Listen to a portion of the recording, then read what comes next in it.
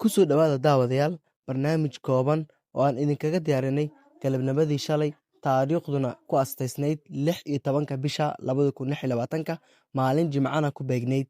ayaa ciidanka booliiska Soomaaliyeed gaar ahaan hoggaanka arrimaha bulshada iyo isku xirka ciidanka booliiska Soomaaliyeed ku qabteen munaasabad heerkeedu saldhiso degmada Wadajir ee gobolka Banaadir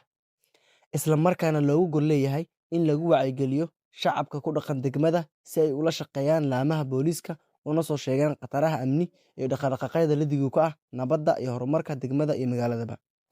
Waxaa qayb ka ah munaasabadda kooxda heegan ee ciidanka booliiska Soomaaliyeed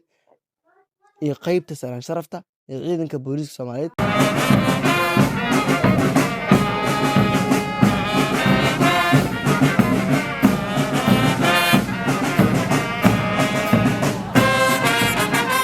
Shacabka degmada ayaa iyagana aad ugu soo baxay munaasabadda iyaga oo aad ugu faraxsanaa maalinka Jimcaha sida ay booliiska Soomaaliyeed ugu qurxiyeen.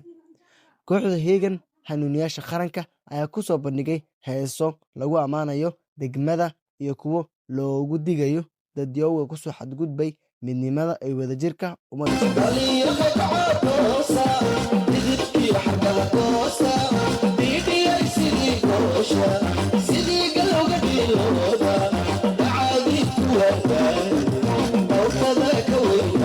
gabagabadii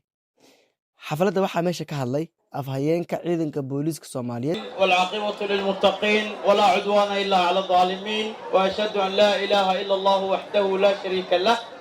وأشهد أن محمدا عبده ورسوله نبينا محمد بن عبد الله عبد المطلب خاتم الأنبياء والمرسلين قدوميها دقمة ودجر شعب وينها دقمة ودجر قروح ضبضان iyo guddoomiyaha degmada Wadajir iyagoo dadka u sheegay inay la shaqeeyaan laamaha amniga oo ugu horeeyo ciidanka booliiska Soomaaliyeed si loo gaaro bulsho nabad ah iyo balad ammaan ah.